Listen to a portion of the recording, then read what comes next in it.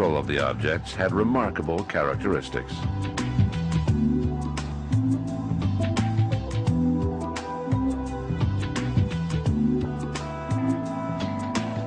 The basic summary of the findings to date. We have objects which we have removed from the human body with a strict set of criteria and scientific protocols established for this research project, and the research being done on individuals who allege alien abduction, seem to have things in their body that are extraterrestrial in origin. Ils ont fait analyser des implants. He had the implants analyzed at the Los Alamos National Laboratory and at another laboratory in New Mexico. And in some cases, the findings were only partially released. For some odd reason, Dr. Lear has refused to allow independent researchers to re-examine the implants. Some people feel that this raises serious doubts about the nature of the implants. However, the results he obtained remain intriguing.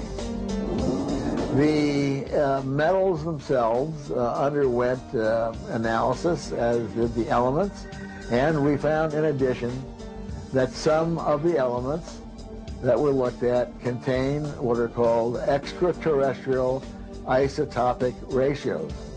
And this means that the elements themselves, although they may be the same as what we find here on Earth, are not molecularly composed in the same way as Earth elements. The other thing that we found, and was the opinion of New Mexico Tech Laboratory, that these were much like meteorite samples.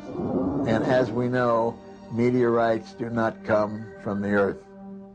Les implants sont entourés. The implants have a hard biological shell that appears to prevent them from causing inflammation. The objects are also covered with nerve endings, which seem to link the implants to the abductee's nervous system, which is very impressive when we examine it more closely. Les implants existent. Certains ont The implants are real. Some people have spoken of pseudo-implants, but Dr. Lear was removing something real, so there had to be actual implants. What exactly he removed has been the topic of many discussions. In several cases, it can be said that they are pseudo-implants, because sometimes what is removed is simply a small piece of glass or other odd objects. There are a few which remain truly intriguing. I still think that the implant removed from Richard Price, an American abductee, was very odd, because the object changed form between the first analysis and the final analysis done by Professor Pritchard. At first, it was a metallic object, and later, it had become something made from cotton fibers. That in itself is fascinating, and no explanation was ever given as to why the description changed so drastically from one analysis to the other. The problem here with the implants is that no one has been able to show what is absolutely essential to show, and that is function. Once you show that this is a device that will monitor hormonal levels in someone's body, and we recovered it from someone's body, and this is how it works, then you have something. Up until now, we still haven't found the alleged alien transmitters mentioned by certain UFO authors.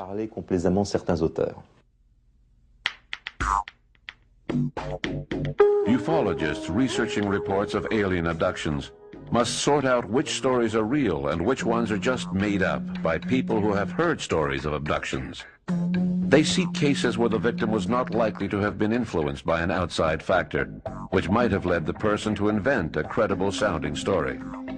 Ufologists feel that the Hills were not exposed to any cultural influences since they were the first case reported. However, between the time that the incident occurred in 1961 and the time that they consulted Dr. Simon 2 years later, the couple could have imagined the whole thing, and it could have become firmly planted in their minds as they searched frantically for an explanation for their amnesia. Barney admitted to having read practically every book available on UFOs.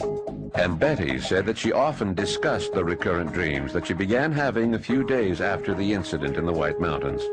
Dreams that she believed revealed what had happened to them. During those 2 years, the couple became avid fans of science fiction movies about aliens. I tend to believe that the whole alien abduction scenario is simply a sign that our society is finally cluing in on a phenomenon that is as old as humanity itself. The social phenomena very often determines how you label a phenomena or label an experience. The sensed presence has been with the human species forever. The idea of an entity visiting us, the idea of waking up in the middle of the night and feeling some sentient being nearby, be it positive or negative. Incidentally, the evil ones are usually the left side. The positive talking ones are on the right side. Simply reflects the organization of your brain activity. But the culture determines how you experience it and how you label it. You have an experience that are easy to produce.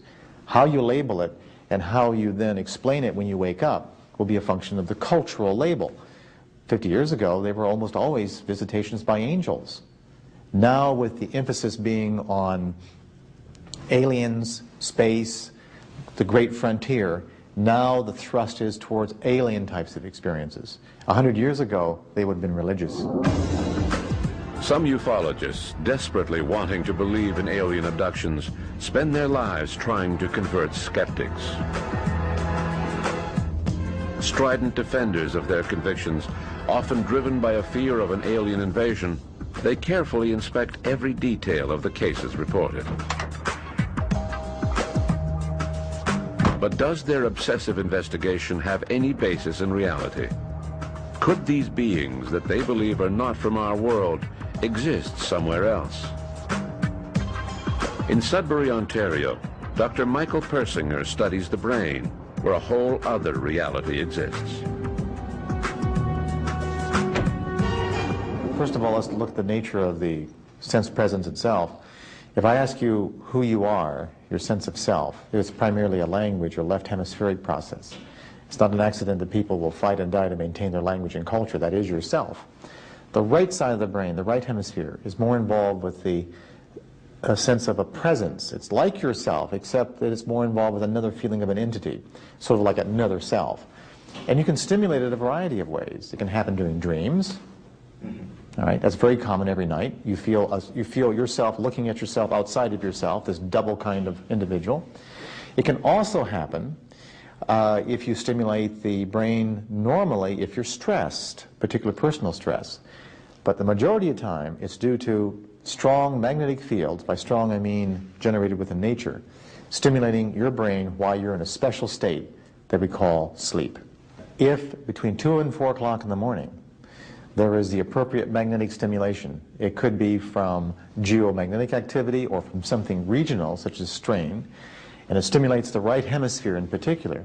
People have a sensed presence. They suddenly wake up and they feel there's an entity nearby.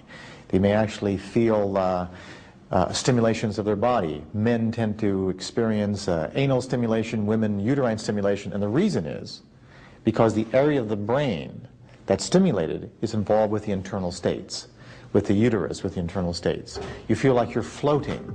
You may actually have the sensation of a presence touching you.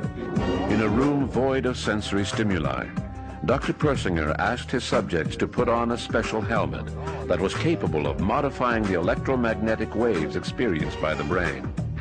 In this controlled environment, several participants said that they sensed the presence of strangers in the room, and some even claimed to see unknown entities. It's actually very easy to induce an entity experience. 80% of everyone who goes through our laboratory, through particular patterns of fields, have a sensed presence. How they experience it will be a function of what they expect. Well, one of the questions we've been asked many times is the kinds of patterns we apply to people in the laboratory. Do they occur in nature? And the answer is yes, they do, because that's where we got them. We've actually gone out into the field where people have experienced haunts or have been abducted. We record the magnetic disturbances, which are usually transient. They're not there all the time. And we record them on our equipment. Stan Coren and I very often go out and record them on fancy equipment. Bring them back, digitize them, and then apply them to the brain and produce the same experiences. Actually, we find that there is about 10 to 20% of the population that's really prone, very sensitive to the environment. They're the kind of canaries of our culture. In the sense they're the mind canaries. They are very sensitive to the electromagnetic fields. They are the creative ones. They're musicians, they're writers. They have tremendous versatility in their thoughts. Sometimes they may even be considered crazy, but the point is because of their ideas are so creative. These people's brains are so sensitive that with the right pattern of activity generated through their brain, naturally, they experience a sensed presence. 50 years ago, they would probably have said they were visited by angels. 100 years ago, by demons, incubi and succubi that would steal sexual favors from them. Now, of course, the entire phenomenon of the succubi and the incubi has been replaced with the alien abduction, because that's the society in which we live. The history of UFOs began in 1947. Books on UFOs had existed for 20 years before that, which meant that American readers were already familiar with the concepts of disc-shaped crafts, flying saucers, and small pilots with big heads, small pilots who abduct people. It was all there in American science fiction magazines. So it could be said that these alien stories were all simply based on these fictional models.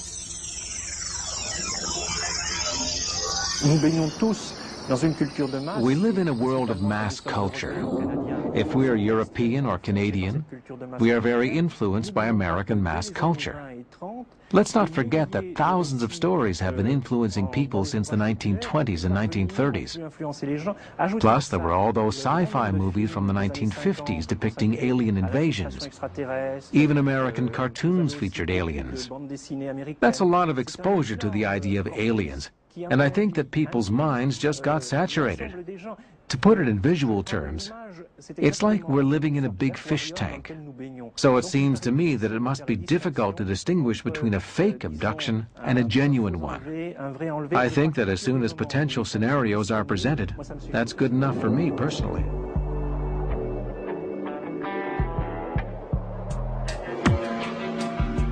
Barney and Betty Hill's story has become part of the universal mass culture. Like all stories that stimulate the imagination of the masses, no definite conclusions were ever reached. People were more interested in believing their incredible story than in digging deeper. Some UFO experts claim that the Hill story had to be true, since Betty mentioned a pregnancy test similar to amniocentesis, long before doctors began using this procedure.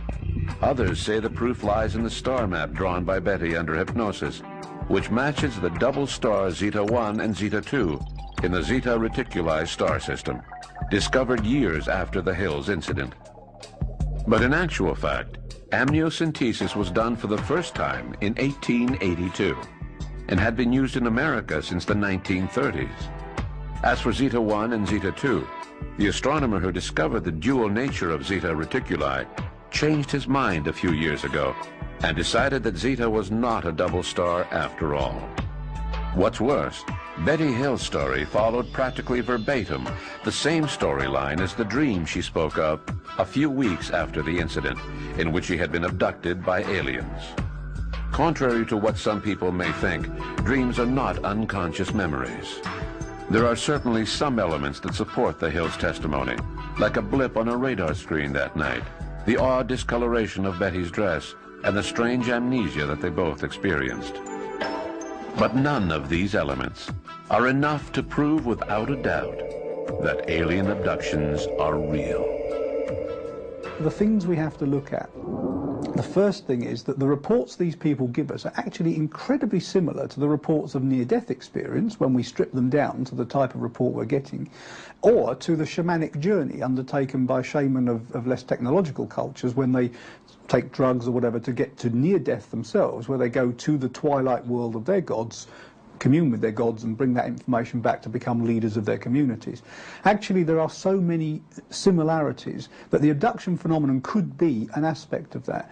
Why would it have flying saucers and all this kind of Star Trek type technology? Because the West is a Star Trek-driven type of place. So when shaman go to their world, they go there because it is in keeping with, say, the Aboriginal Dreamtime mythology. Our mythology is Captain Kirk and Picard and the Star Trek. So when we have those experiences, genuinely have them, I think we filter them